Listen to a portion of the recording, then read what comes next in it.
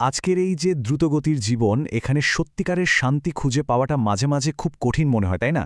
কিন্তু কিছু প্রাচীন জ্ঞান আছে যা আমাদের পথ দেখাতে পারে। চলুন আজ আমরা অন্তরের সেই প্রশান্তি খুঁজে পাওয়ার চাবিকাঠিগুলো আবিষ্কার করার একটা চেষ্টা করি।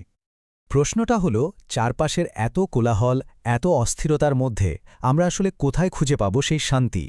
এই প্রশ্নটা মনে হয় কমবেশি আমাদের সবার মনেই কোনো না কোনো সময় উকি দিয়েছে। আজ আমরা ঠিক এই প্রশ্নটারই উত্তর খোঁজার চেষ্টা করব। আচ্ছা, প্রশান্তি খোঁজার এই যে পথ, এর প্রথম ধাপটা কি জানেন? প্রথম ধাপটা হলো আমাদের নিজেদেরই একটা স্বভাবকে বোঝা, একটা চক্র, যাকে বলা যায় ভুলে যাওয়ার চক্র। ব্যাপারটা বেশ মজার। যখন সবকিছু ঠিকঠাক চলে, জীবনটা একদম মসৃণ, তখন আমরা কি সহজেই না নিজেদের দুর্বলতা, নিজেদের প্রয়োজনের কথা ভুলে যাই। কি অদ্ভুত এক সত্য, তাই না? বিপদ যখন কেটে যায়, আমরা কেমন যেন উৎফুল্ল আর একটু অহংকারী হয়ে উঠি। কঠিন সময় যে একটা নম্রতা থাকে, স্বস্তির সময়ে সেটা কোথায় যেন হারিয়ে যায়। এটা আসলে মানুষের একটা সার্বজনীন দুর্বলতা বলাই চলে।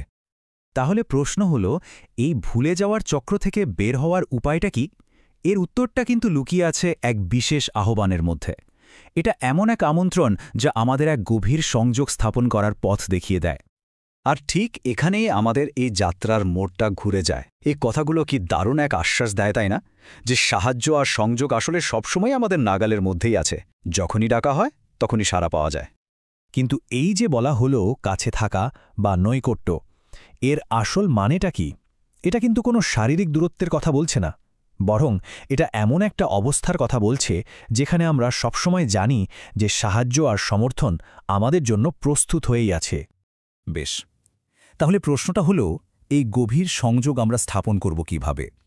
সৌভাগ্যবশত এর জন্য আমাদের সামনে ৩টি স্পষ্ট চাবিকাঠি বা নীতির কথা বলা হয়েছে, যা আমাদের অন্তরের শান্তি খুঁজে পেতে সরাসরি সাহায্য করবে। আর শান্তির পথের এই ৩টি মূল স্তম্ভ হল স্মরণ, কৃতজ্ঞতা এবং ক্ষমা প্রার্থনা। এই ৩টি দেখতে খুব সহজ মনে হলেও এগুলোই কিন্তু আমাদের ভেতরের স্থিরতা ফিরিয়ে আনার জন্য নিরাবির্যান্য শক্তিশালী কিছু অভ্যাস। প্রথম চাবিকাঠি হল স্মরণ। এখানে কিন্তু একেবারে সরাসরি বলা হচ্ছে যে স্রষ্টাকে মনে রাখলেই হৃদয়ে আর আত্মায় প্রকৃত শান্তি নেমে আসে। আমাদের অস্থির মনকে শান্ত করার জন্য এটা একটা সরাসরি পথ।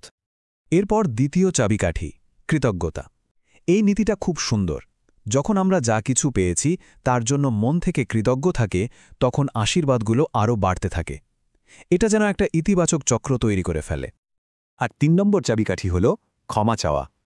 দেখুন, এটাকে একটা সুরক্ষা আর নতুন করে সবকিছু শুরু করার একটা নিরন্তর উৎস হিসেবে দেখানো হয়েছে। আমাদের ভুলের বোঝা থেকে বেরিয়ে আসার জন্য এটা একটা দারুণ সুযোগ। এই ৩টি অভ্যাস মানে স্মরণ, কৃতজ্ঞতা আর ক্ষমা, এগুলো শুধু আমাদের বর্তমানকেই শান্ত করে না, এদের আমাদের অতীতকে মুছে ফেলারও ক্ষমতা আছে। চলুন দেখি কিভাবে এই অভ্যাসগুলো আমাদের জন্য আশা আর মুক্তির পথ খুলে দেয়। একবার ভাবুন তো, এই কথাটার গভীরতা কতটা। আমাদের ভালো কাজগুলো শুধু যে নতুন পুণ্য যোগ করছে তাই নয়, বরং সেগুলো আমাদের অতীতের ভুলগুলোর দাগও মুছে ফেলার ক্ষমতা রাখে। এটা এক ধরনের আধ্যাত্মিক পরিষ্কার পরিচ্ছন্নতা বলতে পারেন।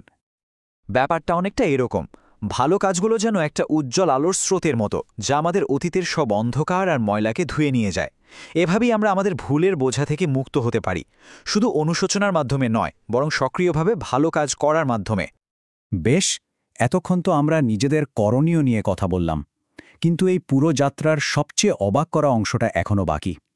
এখন আমরা এমন এক মহাসত্যের মুখোমুখি হব যা দয়া সম্পর্কে আমাদের ধারণাকেই হয়তো পুরোপুরি বদলে দেবে। পর্দায় শুধু একটা সংখ্যা, ১%, 1%। এটা দেখে নিশ্চয়ই কৌতূহল হচ্ছে, তাই না? চলুন এর পেছনের ব্যাখ্যাটা কি সেটা জানা যাক। এই যে 1%, এটা হলো এই পৃথিবীতে আমরা যা কিছু দয়া, ভালোবাসা, মায়া মমতা দেখি বা অনুভব করি তার সব কিছুর যোগফল। মানে বাবা মায়ের স্নেহ থেকে শুরু করে বন্ধুদের সহানুভূতি পর্যন্ত সব কিছুই এর মধ্যে পড়ে। এবার একবার ভালো করে দেখুন, এই পৃথিবীতে আমরা যে এত এত ভালোবাসা, এত সহানুভূতি দেখি, সেটা যদি মোট দয়ার মাত্র 1% হয়, তাহলে বাকি 99%-এর বিশালতা কি আমরা কল্পনা করতে পারি? এই একটা ছবিই কিন্তু আমাদের দৃষ্টিভঙ্গিটাকে একেবারে বদলে দেওয়ার জন্য যথেষ্ট। আর এই যে বিস্ময়কর ধারণাটা, তার উৎস হল এই কথাগুলো। যখন আমরা পড়ি যে দয়াকে ১০০ ভাগ করে তার ৯৯ ভাগই রেখে দেওয়া হয়েছে, তখন মনটা এক গভীর শ্রদ্ধা আর আশাতে ভরে ওঠে। তাহলে সবশেষে একটা প্রশ্নই থেকে যায় যা আমাদের ভাবনার জন্য।